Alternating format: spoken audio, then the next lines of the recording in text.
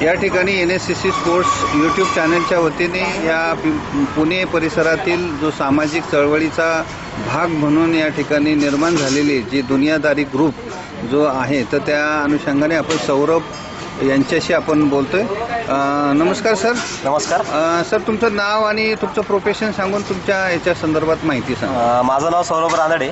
माझा स्वतःचा इलेक्ट्रोप्लेटिंग नावाचा इलेक्ट्रोप्लेटिंगचा व्यवसाय आहे। वर पकड। माझा स्वतःचा इलेक्ट्रोप्लेटिंगचा व्यवसाय आहे।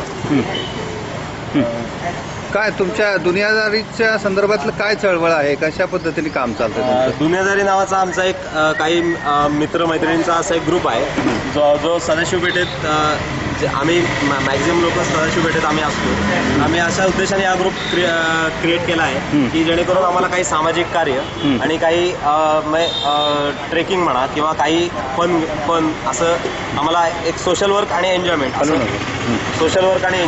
दोन्ही करता येईल या हिशोबाने आम्ही हा ग्रुप काढलेला आहे। तर यात आम्ही सामाजिक कार्य करण्यासाठी इंटरेस्टेड आहोत। तसंच आम्ही ट्रेकिंग म्हणा किंवा अजूनपर्यंत स्थापन कधी झाली? या ग्रुपची स्थापना साधारण एक 6 महिन्यापूर्वी झालेली आहे। आतापर्यंत किती सामाजिक कामे काय उपक्रम केले त्या? आतापर्यंत आमच्या ग्रुपचा एकच सामाजिक कार्यक्रम झालेला आहे मातोश्री वृद्धाश्रमात, जो राजाराम पूल कोथरूडच्या इथे आहे।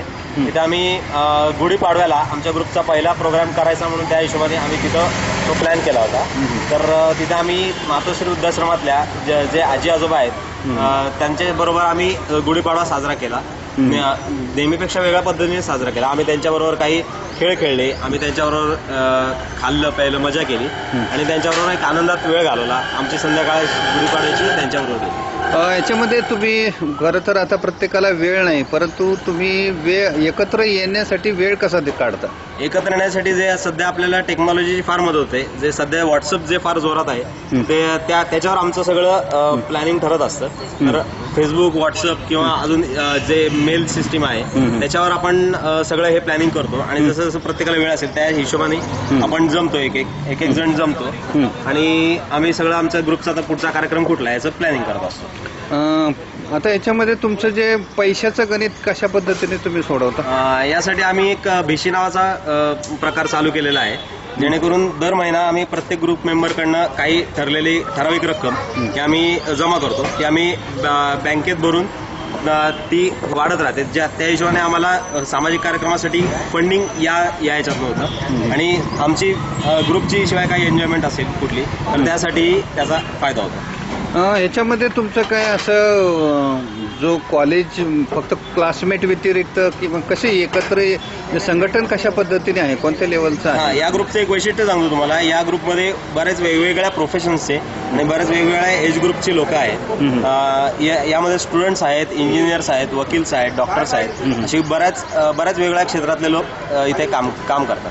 मग तुम्हाला तुमच्याकडे नवीन मेंबरची इन्व्हॉल्वमेंट होणार का एवढेच मेंबर राहणार? नाही, आता सुरुवातीला तर एक 16-17 मेंबर्स आहेत। यापुढे पण या ग्रुपमध्ये आम्ही मेंबर्स ॲड करत जाऊ आणि जसे जसे आम्हाला ॲड होत जाईल तशी जशी आमची स्ट्रेंथ वाढत जाईल। या ठिकाणी दुनियादारी हा पिक्चर आला होता, तर तेच नाव प्रमोशनसाठी केले किंवा काय त्याचं? दुनियादारी पिक्चरचा किंवा दुनियादारी जी सिरियल दिल दोस्ती दुनियादारी सिरियल आहे तिचा याच्याशी काही संबंध नाहीये।